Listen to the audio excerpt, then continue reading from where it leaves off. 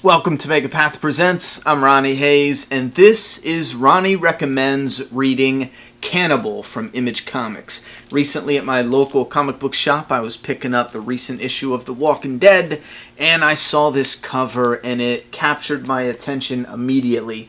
It's got a really awesome image, a black, red, and green. Those are the only colors they really use, of somebody creeping around in a swamp. And the style here is kind of like a liquor bottle, both the front and the back. I got a board back there, but the back is like a Surgeon General warning for like what you would find on the back of a liquor bottle.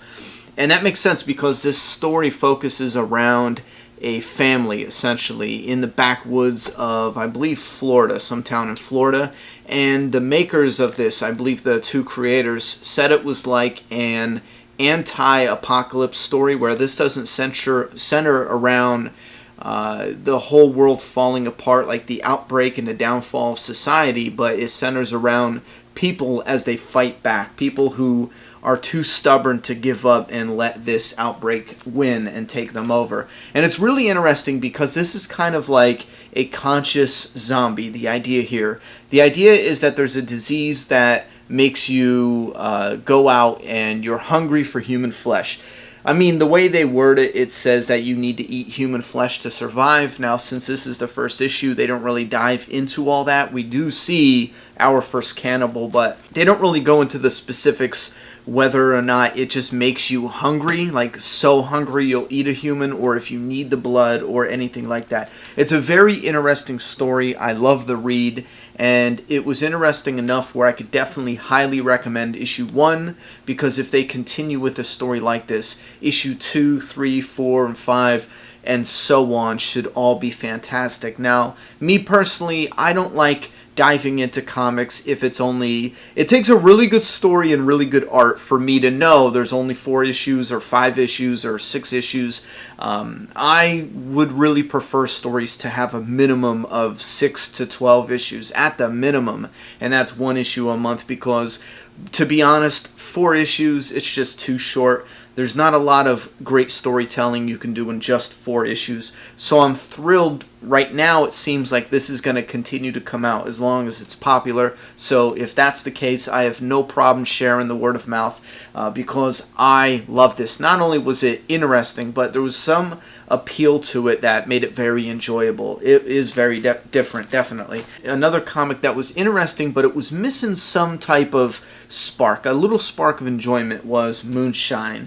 It was really interesting, and it's my favorite time of my favorite era in America, which is during the Prohibition roundabout between the 20s and 40s. That's my favorite time to enjoy, whether it's about movies or books or comic books. And I believe this has to do with a werewolf. I'm not certain. There's a monster in the first issue. They don't show it, but it's basically about a gangster who goes out to the backwoods of some town where they're bootlegging. They have a bootleg factory in the woods, and it's about him trying to convince the guy to work with a big gangster, a real life gangster, out in New York City. So that's how the story's set up, but it's left at a cliffhanger that, again, it's not as enjoyable. I think it's missing some kind of spark that Cannibal has. It's a bit stiff at moments, but it's definitely showing or shining a light on a whole different group of characters. So that might play an important part of the vibe you got from it. You know, these seemed like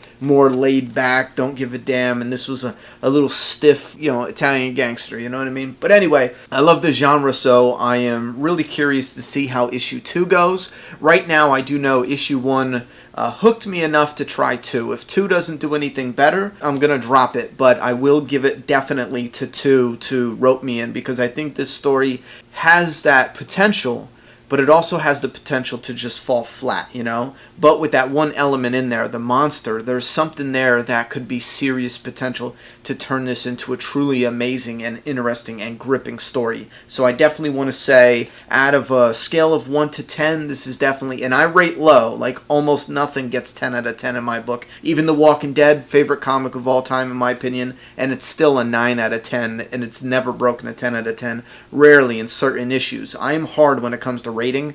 I'm going to have to give this a 7 out of 10 for a first issue, and I'm going to have to give this an 8 out of 10 for a first issue for the respective genres and for what they're trying to tell. I love it. So go ahead. Ronny recommends reading Moonshine from Image Comics and Cannibal from Image Comics. And I always recommend The Walking Dead from Image Comics. All right, get out of here. Go read them. Subscribe now.